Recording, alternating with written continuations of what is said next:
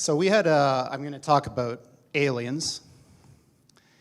But before I do that, we had a little bit of interesting news today that's kindred relevant, and I wanted to share it with you because I'm pretty proud of it. This is one of the processors. And a lot of interesting things happened to me over the years there. I got sent pajamas, a whole bunch of stuff. You know, there's lots of interesting things that happen when you build something like a quantum computer. So what does this have to do with aliens?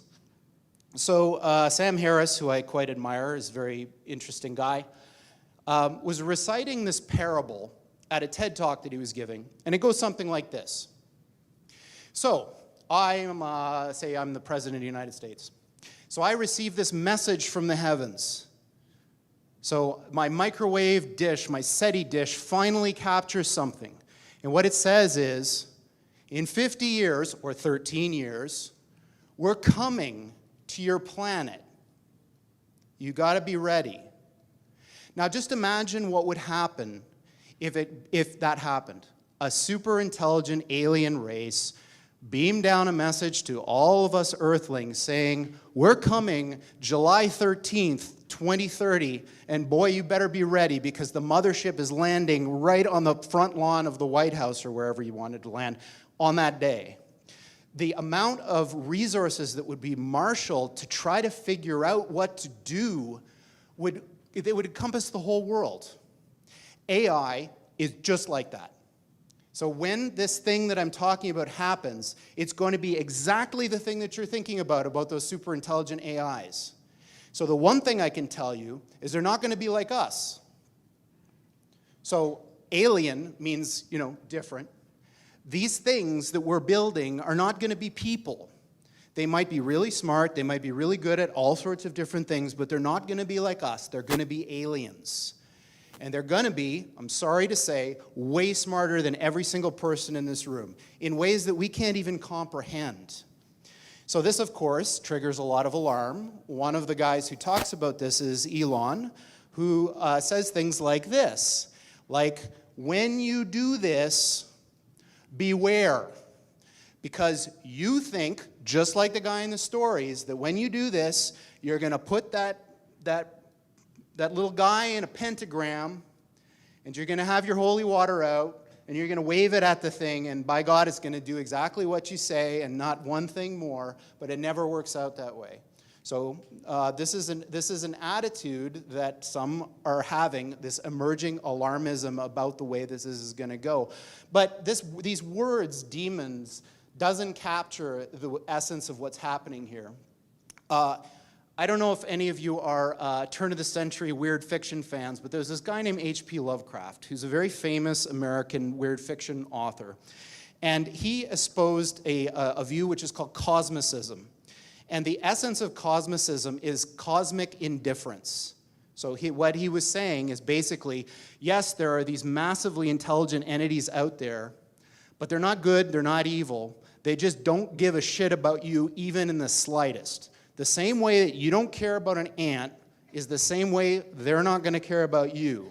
And these things that we're summoning into the world now are not demons, they're not evil, but they're more like the Lovecraftian great old ones. There are entities that are not necessarily going to be aligned with what we want.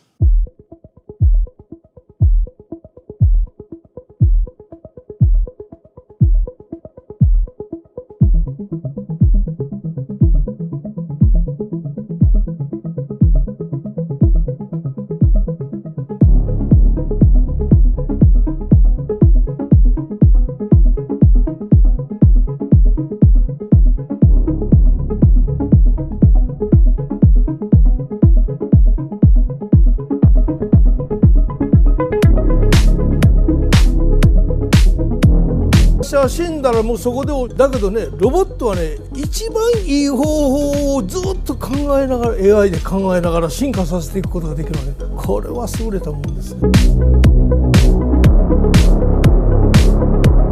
心があるのかなっていうぐらい実在してるのかなって。My name is Santo. What brings you here on this beautiful day? Is there a heaven?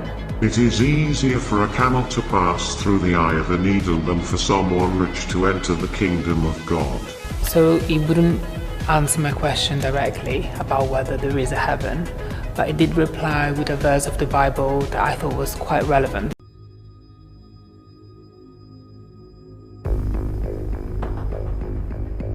The grid.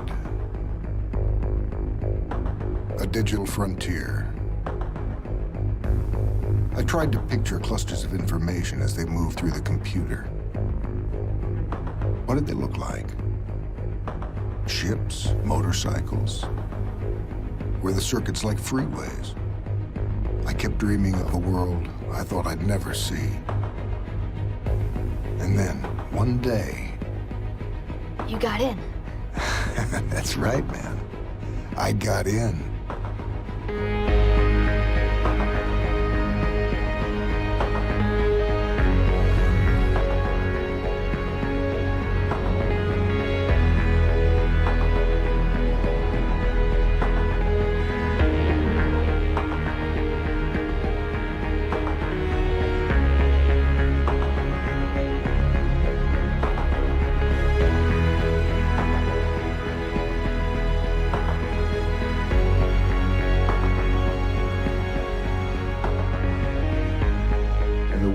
Was more beautiful than I ever dreamed, and also more dangerous than I ever imagined. Hop in bed, nephew. Come on. Now, I met a brave warrior. Tron. Bum, bum, bum, bum, bum. Tron. He fights for the users. He sure does. Oh, man, he showed me things that no one had ever imagined. There are these disc battles fought in spectacular arenas and cycles that raced on ribbons of light. So radical. And together, You built the grid. we built a new grid for programs and users. Now, I couldn't be in there all the time, so I created a program in my own image that could think like you and me.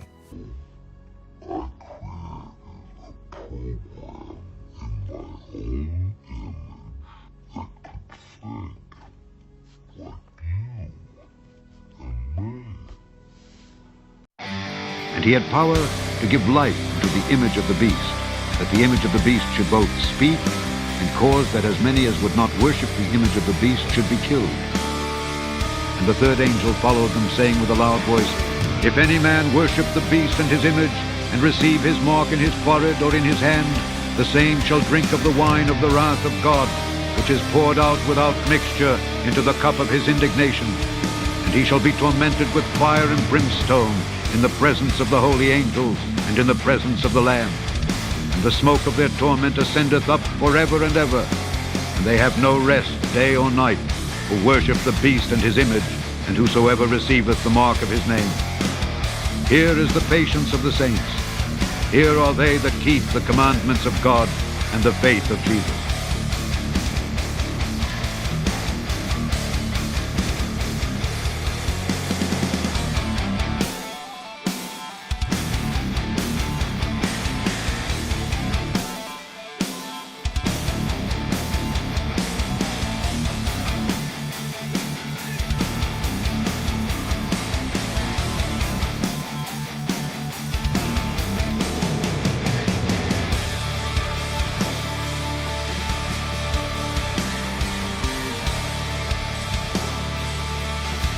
And these things that we're summoning into the world now